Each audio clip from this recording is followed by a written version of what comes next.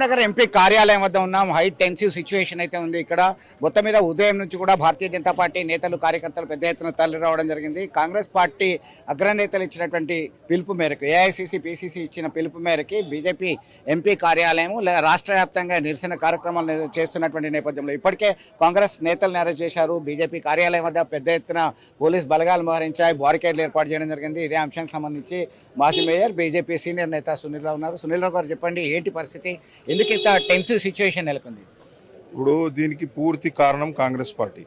ఎందుకంటే కాంగ్రెస్ పార్టీ వారి యొక్క ఏదైతే వారి మీద వచ్చిన ఆరోపణలు నేషనల్ నేరాలకు సంబంధించి అవినీతిలో పాల్గొన్నారో సోనియా గాంధీ గారు, రాహుల్ గాంధీ గారు అని యొక్క దాని యొక్క కేసు నేపథ్యం, దానిలో ఏమైనా లేకపోతే వాళ్ళు నిరూపించుకోవాలి, చట్టపరంగా నిరూపించుకోవాలి.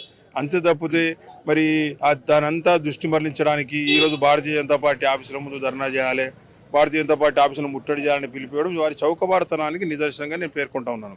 ఎందుకంటే ఎవరైనా కూడా చట్టపరంగా వారు చేసుకునే కార్యక్రమాలను ఇంకోరి మీద ఆపాదించే ప్రయత్నం చేయడం, వారు చేసిన తప్పులకు ఇంకోరి మీద ఆరోపణ చేసే ప్రయత్నం చేయడం, ఇది చాలా చౌకబారుతనం, దిగజాడుతనం. ఈరోజు కాంగ్రెస్ పార్టీ చేస్తున్నటువంటి కార్యక్రమాలు ఆ విధంగా ఉన్నాయి. మేము కేవలం భారతీయ జనతా పార్టీ కార్యకర్తలు చేతులు ముడుచుకొని కూర్చోలేం. మేమందరం కూడా సిద్ధంగా ఉన్నాం. మా పార్టీ ఆఫీసులు కాపాడుకోవడం ఎలా తెలుసు, మా పార్టీని కాపాడుకోలేలో మాకు తెలుసు. కాబట్టి ఈరోజు మేము ఇక్కడ బండి సంజయ్ గారి ఆఫీస్ దగ్గర, ఇక్కడనే మా జిల్లా పార్టీ ఆఫీస్ కాబట్టి ఇక్కడ మేము సిద్ధంగా ఉన్నాం. తప్పకుండా కూడా ప్రతిఘటిస్తాం. ఎక్కడ కూడా చేతులు ముడుచుకొని కూర్చునే పరిస్థితి ఉండదు.